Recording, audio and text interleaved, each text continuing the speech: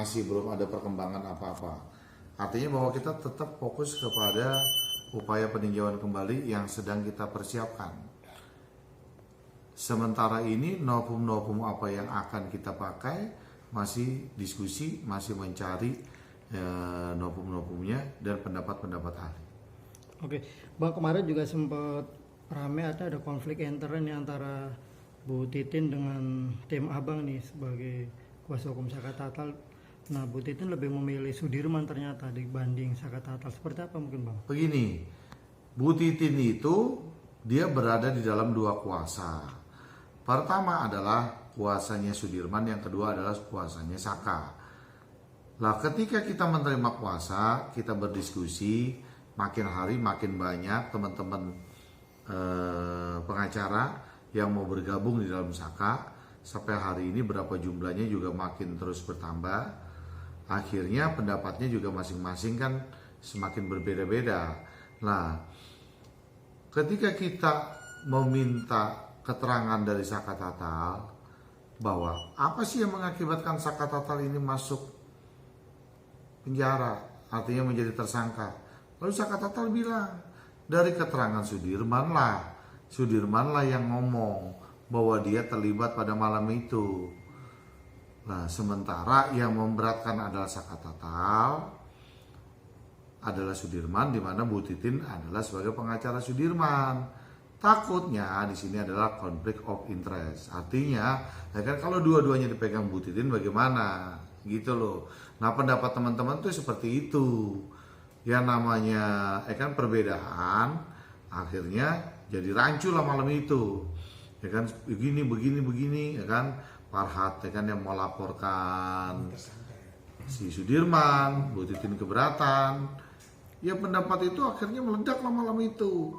Sampai Bu Titin bilang, kalau begitu kan saya memilih menjadi kuasa Sudirman. Kenapa dia memilih kuasa Sudirman? Karena Sudirman ini idiot menurut Bu Titin. Dia tidak bersalah dan harus dibela. Dan Sudirmanan masih ada di dalam. Sementara Saka kan sudah berada di luar. Nah, itulah pertimbangannya ya. Kita saling menghargai aja. Tapi kemarin saya coba berkomunikasi di dalam grup, karena Bu Titin keluar dari grup. Saya coba bangun komunikasi dengan Bu Titin. Saya bangun komunikasi dengan Mas Farhat. Teman-teman yang lain juga mendukung. Akhirnya ada titik temu, gitu loh. Titik temunya bahwa Bu Titin juga tidak keluar dari kuasanya Saka. Karena dari awal Bu Titin yang memegang kasus Saka. Jadi kita perlu nih cerita kronologisnya seperti apa, lalu ya kan saksi-saksinya dulu tuh bagaimana, berkas acaranya itu bagaimana.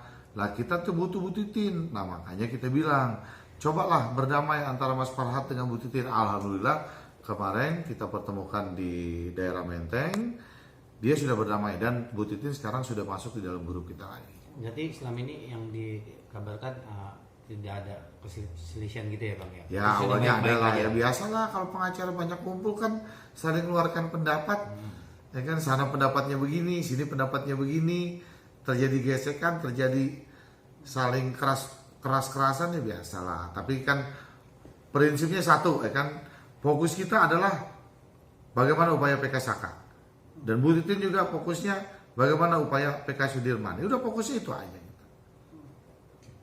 Terus kemarin juga Abang sudah melaporkan nih para saksi-saksi yang diduga memberikan keterangan palsu. Siapa aja Bang dilaporkan? Kita belum, kita akan mempersiapkan laporan itu. Artinya bahwa hal-hal siapa saja saksi yang merugikan Saka, kita akan laporkan. Kalau Liga Akbar itu dia berbeda. Liga Akbar itu kaitannya tidak bersentuhan dengan Saka.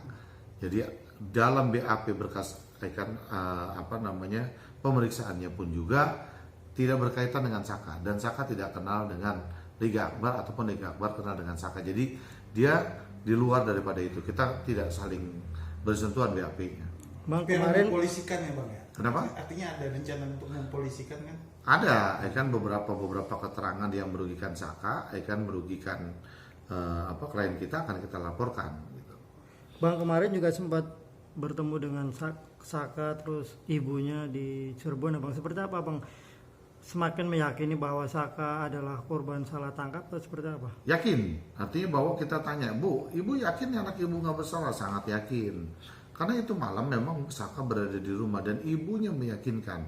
Lalu ibu, bagaimana nih Bu dengan kasusnya Saka sekarang mencuat kembali? Lalu kan dengan kami para penasehat hukum semakin banyak bergabung dalam membela Saka, senang nggak Bu? Ibunya bilang senang sekali. Apa sih targetnya ibu, tujuannya ibu nih dengan mencuat kembali, harapannya apa?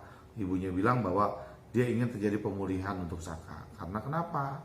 Karena ibunya bilang dengan adanya sangka, walaupun sudah bebas dan wajib lapor dengan divonis 8 tahun dan dijalani 3 tahun 8 bulan, dia tetap menjadi terpidana. Artinya bahwa yang diinginkan oleh ibunya adalah pemulihan nama baiknya. Kalau pemulihan nama baiknya ini bisa kita dapatkan, buat Saka ke depan kan langkah-langkahnya juga akan lebih baik. Korbannya siapa? Bukannya Saka sendiri, keluarganya juga banyak yang jadi korban, termasuk ibunya. Ketika kejadian Saka, ibunya bekerja di satu tempat dan dikeluarkan sama bosnya, dipecat ibunya. Sampai hari ini ibunya bilang ke saya, untuk mencari pekerjaan itu sangat-sangat sulit. Bang, berarti Saka itu udah bebas resmi atau masih ini Bang? Dia masih bersyarat? menjalani wajib lapor 2 bulan. Nah, melihat perkembangan kan sampai hari ini bahwa situasi ini kan makin kisruh. Artinya kenapa makin kisruh? Coba deh kita melihat, jangan selalu kita dibenturkan dengan polisi. Kan permasalahan ini kan terjadi, kita nih seolah-olah kan benturan dengan polisi. Enggak juga. Bahwa sistem peradilan kita juga banyak yang nggak beres. Kita melihat daripada berkas-berkas yang ada. Yang pasti bahwa polisi itu ketika mau berangkatkan Saka, dia tuh cantumkan pasal 351 dengan Undang-Undang Perlindungan Anak.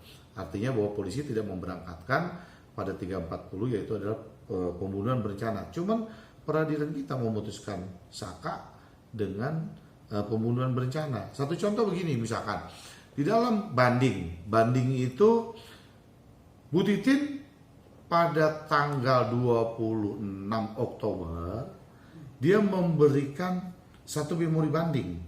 Kan pertama jaksa banding, lalu Bu Titin juga mengatakan banding, lalu jaksa memberikan memori banding, Bu Titin kan memberikan juga memori banding dan kontra memori.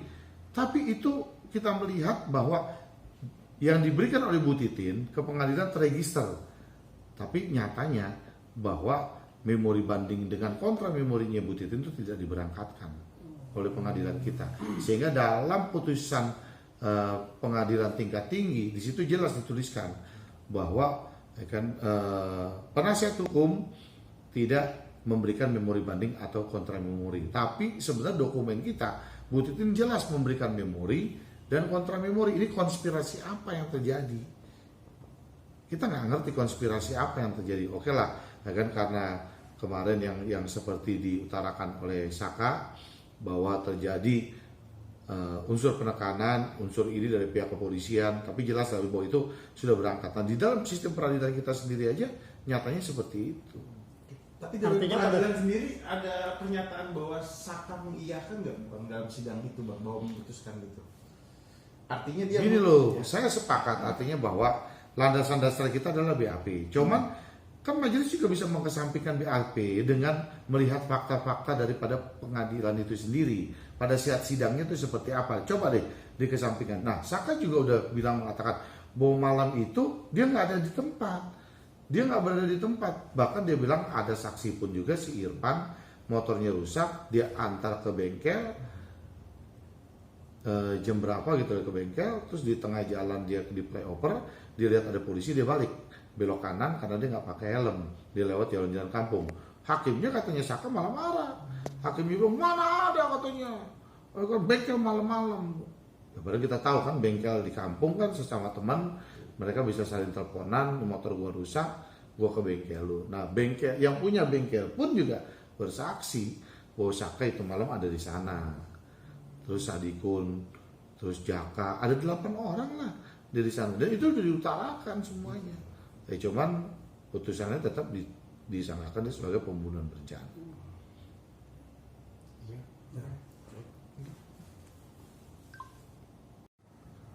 Apa si Saka dihukum 8 tahun?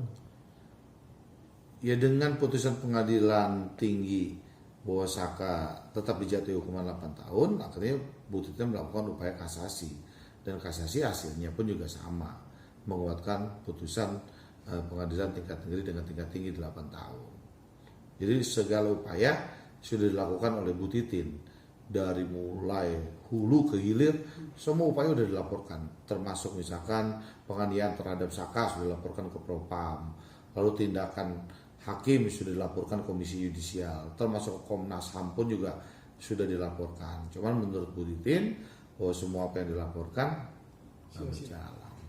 Bang, untuk mempertegas ya ini Bang, berarti Abang, pihak Abang dan Bu Titin tidak ada konflik ya Bang ya? Berarti... Sekali lagi bahwa kan kita dengan Bu Titin sampai hari ini masih menyatu menjadi tim kuasa hukum Saka.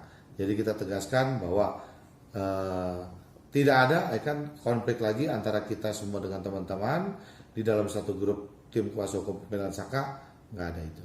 Kan kita anggap clear semua. Ya. Bang, tapi sejauh ini kan Abang artinya sudah menganalisa kasus ini dan melakukan investigasi. Abang melihat Peggy Setiawan yang sekarang ditangkap, meyakini dia pelaku sesungguhnya atau seperti apa Bang? Kalau saya dengar dari Saka, beberapa minggu sebelum adanya Peggy ditangkap, dia didatangi oleh penyidik, baik penyidik Polda ataupun penyidik Polda Cirebon, dikasih beberapa tunjuk masalah foto, termasuk dilihatkan bahwa ini adalah fotonya Peggy. Tapi setelah Peggy ditangkap, lalu akan keluar di media Peggy yang ditangkap seperti itu, menurut Saka berbeda dengan apa yang pernah disampaikan fotonya oleh penyidik. Cuma sekali lagi kan kita nggak bisa bilang bahwa yang Peggy yang asli yang mana, Peggy yang palsu yang mana, karena antara Peggy dengan Saka nggak saling mengenal.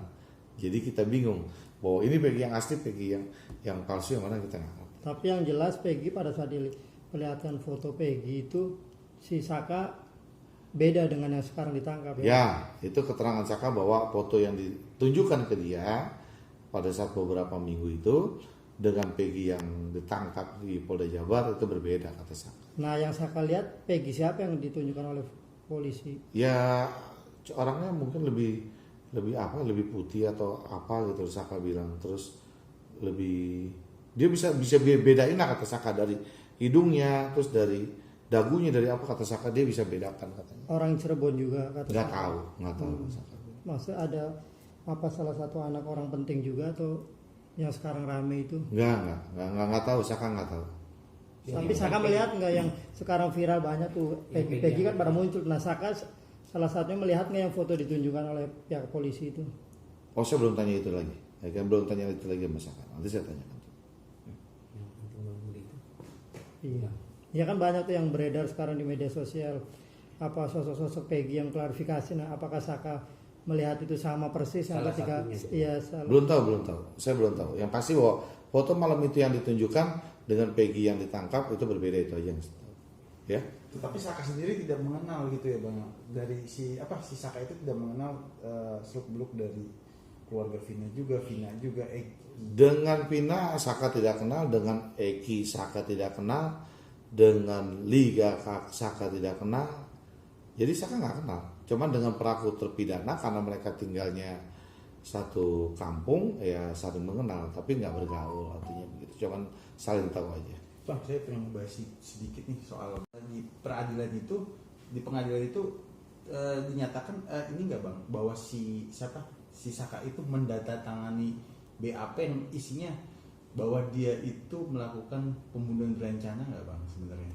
Di dalam BAP yang sudah dirancang di dalam pemeriksaannya, Saka mengakui, ya kan? Karena kenapa? Saka bilang bahwa bahwa dia dalam keadaan tertekan, ya kan? Udah nggak tahan lagi, setiap hari disiksa atau dipukuli. Dia bilang menurut dia bahwa dia udah nggak tahan lagi, sehingga dia harus mengakui, ya kan, apa yang diarahkan di dalam BAP itu dia tanda tangan, dia harus mengakui itu. Tetapi pas lagi dalam persidangan dia sempat ini juga nggak menolak bahwa di dalam persidangan dia sudah katakan bahwa itu kan dia dipaksa, dia itu bukan dia, dan dia bilang dia tidak melakukan. Semua udah dikasih keterangan dengan sebenar-benarnya, sesungguhnya kejadiannya seperti apa udah diuraikan semua oleh Saka. Ya cuman keyakinan dan pendapatnya hakim pada putusannya tetap Saka disangkakan sebagai pembunuh berencana. Bang, pada saat itu Saka itu udah ada pengacara belum sih Bang? Kok dia seharusnya kan ada pengacara dan pendamping hukum yang Udah, Bu Titin dari awal sudah dampingi. tapi Ya kan, Bu kenapa Titin- Saka justru malah memberikan keterangan yang berbeda yang tidak benar? Ya itu waktu juga Bu Titin untuk bertemu dengan kliennya tuh menurut cerita Bu Titin kesulitan. Dia tuh waktu menandatangani kuasa seperti apa kronologisnya Bu Titin lah yang lebih tahu. Yang pasti dia bilang saat itu dia kesulitan sekali untuk bertemu dengan kliennya. Setelah di Polda Jabar atau di mana dia baru bisa ketemu kliennya gitu deh kalau nggak salah. Bang, Saka kan seharusnya sekarang udah tenang tuh, udah bebas, tapi kok sekarang nekat, artinya masih dia memberikan statement terus memberikan kesaksian. Bukan nekat. Ya ketika ditanya, dia ditanya awalnya bagaimana cerita kronologisnya sih sesungguhnya kejadiannya, dia menjawab. Bukan dia mengumbar-umbar, bukan dia merilis statementnya. Ketika dia ditanya kasus ini kan sekarang mencuat nih gara-gara terjadinya adanya filmnya Pina. Terus para pelaku kejadian filmnya Pina itu siapa-siapa aja, ya kan, lalu pelaku saksi-saksinya siapa aja. Nah sekarang kan banyak diminta keterangannya tuh, ya kan, dengan media, dengan berbagai hal, apalagi sekarang dengan adanya penangkapannya Peggy kan juga diminta lagi, kayak Saka kemarin kan di BAP lagi sehubungan dengan adanya tersangka Peggy dengan penangkapannya Peggy itu disambungkan lagi, sehingga Saka kemarin kami dampingi ke Polda Jabar dimintai keterangannya lagi, kenal nggak dengan Peggy, lalu bagaimana peristiwanya diulang lagi gitu. Jadi bukan Saka yang mengumbar, karena banyak yang bertanya kepada Saka menceritakan sesungguhnya kejadiannya begini. Dia bilang ya itulah kejadian aslinya. Bang, berarti kemarin Saka diperiksa lagi dengan keterangan yang berbeda Bang dari yang dulu, karena kan Saka Enggak, artinya bahwa pertanyaan penyidik lebih kepada arah 2016 lagi. Kepada 2016 lagi dengan lebih banyak pada putusan pengadilan yang sudah inkrah. Artinya begini kejadiannya lebih kepada putusan 2016. Bang, menurut abang, bapaknya Eki sendiri sekarang kan sudah diperiksa oleh Propam dan Mabes Polri, Pak. Tanggapan abang seperti apa, Bang? Saya baru dapat berita-berita aja dari luar. Artinya ada pemeriksaan Propam yang datang ke Polda Jabar dan Polres Cirebon pun juga mereka datangi untuk diminta keterangan, diperiksa sehubungan dengan kasus ini. Saya juga baru dengar berita-beritanya, tapi yang sebenarnya bagaimana kejadiannya saya nggak ngerti, belum tahu saya. Oke. Ya. Sip.